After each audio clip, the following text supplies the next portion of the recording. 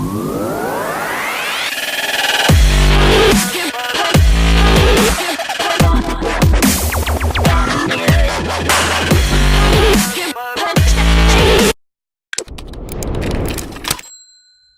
you should go brushless or not, as the case may be.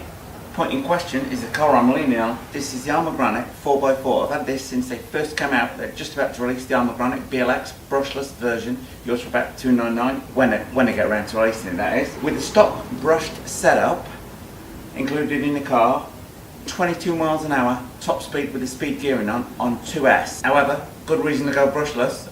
With a Castle Creations setup on there, 37 miles an hour on 2S.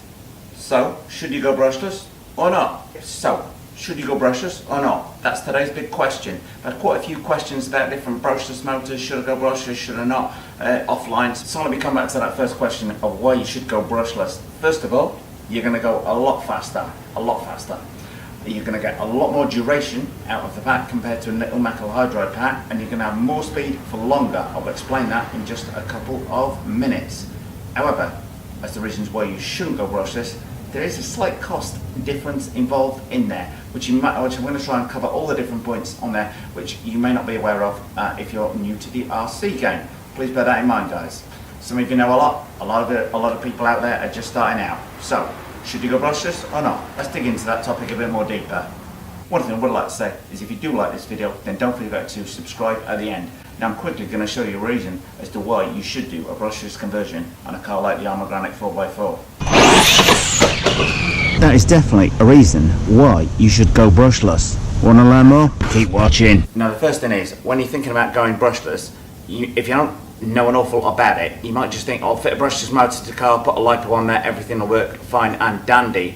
If you look at the stock setup, that brushed setup that the Armour came with there, you've just got two wires from the motor. On this Castle Creations one here, you will notice there are three wires coming from the motor which connect to the ESC. So that's the first problem you've got to overcome. You're going to need to buy an ESC as well as the brushless motor on there. Your second thing is, everything is going to wear out when it's going much faster. Everything is going to wear out much quicker. You're going to break more stuff, you're going to hit stuff harder when you do it and when it's going to put a lot more load on the car. So that's one thing you've got to be aware of when going brushless. That is not to say you shouldn't go brushless, as there are a great many benefits which I'm going to explain about in a minute. One thing to consider is that if you go brushless, you don't need to go out and buy a LiPo battery straight away. You can go out and buy your LiPo batteries and chargers later on. Even just running a brushless setup with a stock nickel metal hydride battery, your car will positively fly along compared to what it normally does. But the greatest benefit will be when you fit LiPo batteries to the car. But there comes another downside to the car. These are nowhere as cheap as these are. Now before we talk about the downside of the expense of LiPos versus nickel metal hydride batteries, one of the great things as to why you should go brushless is the power curve and the runtime of the batteries. Let me explain that in a little more detail. I wish I had like a flip chart so let's draw it on. Nickel metal hydride battery, right? Powering this car starts off with a peak power and it will gradually drop down like this. So the car's going to be getting slower and slower throughout the duration of the thing, of your runtime. Okay? Your LiPo battery, the power is going to start at the same level. It's going to go and it's going to stay virtually flat. So you're going to have the same power throughout your run, and then just suddenly, bang, the thing just drops with no warning, and within 20-30 seconds, if that, you're down from up to where it was at its peak to absolute zero because the LiPo cuts off on there. But you're going to get a greater duration and you're going to have more power for virtually all of the run versus the nickel metal hydride. The downside is, obviously nickel metal hydride is considerably cheaper than LiPo, and that is not the only downside to the LiPos. You've probably got a trickle charger like this with your car, with its stock nickel metal hydride battery. Forget that one. You've got a fast charger for your car, for your nickel metal hydride battery that plugs in your auto. Forget that one. You are going to need to go out and invest, even if you've got a fast charger, nickel metal hydride fast charger at home. That ain't going to work with LiPos. Don't attempt to charge a LiPo battery on a nickel metal hydride only charger, as you're likely to end up burning your house down. So you're going to need to go out and buy a basic, I would suggest in the first instance, LiPo charger like this Onyx one. It's the first LiPo charger I ever got. I've now since got dual ones. You can buy Traxxas fancy automated ID ones.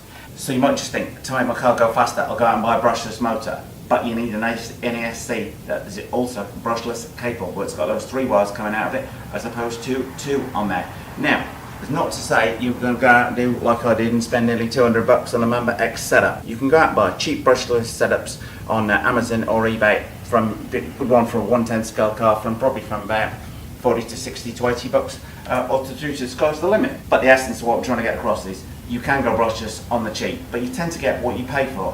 Why is that, Richie? I'll talk about a mistake I made with my first Castle Creation setup. Well, everybody raved on about Castle Creation, so eventually I bit the bullet and bought a Castle Creation setup from a Traxxas Fortec. Now I went with the Sidewinder, as a lot of people tend to do that in the first instance, with a 5700 kV motor that you see behind you. It's 3S rated. However, even in my lightweight Fortec on 3S, after like half a dozen passes up and down, this was overheating. So I thought I'd save money by going for the Sidewinder option. Ended up losing money because a couple of days later I went out and ended up buying a Member X at about $120, $130. So you need to pick the right ESC if you're going to go brushless. Otherwise it's going to be a painfully expensive process. You're going to get very frustrated if the car's cutting out all the time because the ESC is getting too hot. This thing, as I said, like on 3S, not so good. 2S, it will run all day. 3S runs problems. This thing will run 4S like all day long. Even run up to 6S should you be stupid enough to push it like me. So, should you go brushless with something like the Armagranite 4x4? Well, I would wholeheartedly say yes, guys. Save up, bite the bullet, take the expense on the head. It is definitely worth it. This thing is an absolute hoot to drive. Now it's got this set up on it. It's probably double the value of the car, I hate to think, but I don't tell my wife that anyway. Could be worse, could be out there somewhere on YouTube. So to answer the question, should you go brushless or not? I would say yes, you should go brushless. Anyway, any comments or questions you've got on this, I made this video because I was getting a lot of questions on it. So any questions you've got, any comments you've got, suggestions, then please do ask away or have your say in the comments section below this video.